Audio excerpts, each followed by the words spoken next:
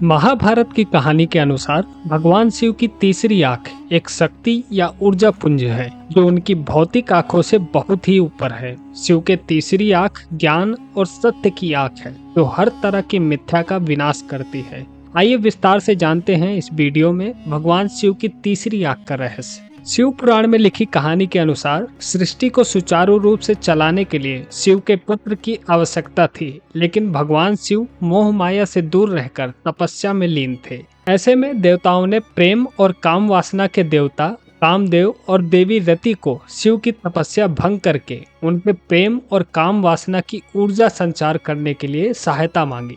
कामदेव और देवी रति अपनी जिम्मेदारी निभाने के लिए शिव के सामने नृत्य करके उन पर पुष्प बाण छोड़ने लगी। शिव की तपस्या जैसे ही भंग हुई, उन्होंने अपनी तीसरी आंख खोलकर कामदेव को भस्म कर दिया। आपने यह पढ़ा या सुना होगा कि भगवान शिव की तीसरी आंख भी है।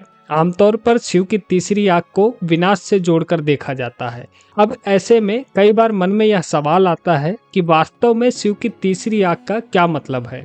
आइए इस वीडियो में विस्तार से जानते हैं। चलिए जानते हैं भगवान शिव की तीसरी आंख क्या है। भगवान शिव की तीसरी आंख भौतिक आंखों से अलग है। भौतिक आंखें मतलब हर मनुष्य या जीव की वे जो दो आंखें होती हैं जिससे कि वो संसार को देखते हैं, जबकि भगवान शिव की तीसरी आंख भौतिक आंखों से परे है। इस तीसरी आंख में वो सब देखा जा सकता है जो साधारण दो आंखों से नहीं देखा जा सकता। इस तीसरी आंख को ज्ञान चक्षु भी कह सकते हैं। यह भौतिकता से परे सत्य को देखने की आंख है। शिव जी की यह तीसरी आंख बाहर का संसार नहीं बल्कि अपने भीतर बसे एक आंतरिक संसार को दिखाती है। यह दिव्य नेत्र है जो भविष्य काल तक को देख सकती है। जैसे जब कामदेव ने शिव के समीप थे तो शिव ने काम यानी वासना इच्छा को अपने ऊपर आते हुए देखा, इसलिए उन्होंने इस इच्छा को खुद पर हावी होने से पहले ही खत्म कर दिया। शिव की तीसरी आंख इच्छा नहीं सत्य और मोक्ष को देखती है। अब जानते हैं कि भगवान शिव की तीसरी आंख खुलने पर विनाश ही क्यों होता है।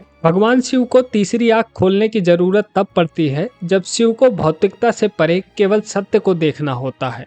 इस आंख से शिव सत्य को छोड़कर सभी भौतिकता माया को नष्ट कर देते हैं। इस कारण से भगवान शिव की तीसरी आंख को विनाश से भी जोड़ा जाता है, जबकि शिव की तीसरी आंख को माया और भ्रम का विनाश करके सत्य का सृजन करती है। तीसरी आंख से आप भौतिकता से परे की चीजें देख सकते हैं। यह धारणा का एक आयाम है जो आपके कर्म और यादों के आधार पर काम करता है। भौतिक आंखें आपके कर्म के आधार पर दूषित होती जाती हैं, लेकिन तीसरी आंख आपके अस्तित्व का सही तस्वीर दिखाती है।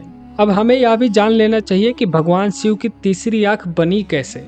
भगवान शिव की तीसरी आंख को लेकर कई पुराणों में कई कहानियां मिलती हैं। महाभारत के छठे खंड अनुशासन पर्व में वर्णित कहानी के अनुसार एक बार हिमालय पर भगवान शिव देवताओं ऋषि मुनियों के साथ सभा कर रहे थे। माता पार्वती के आगमन पर उन्होंने शिव की आंखें ढक दी।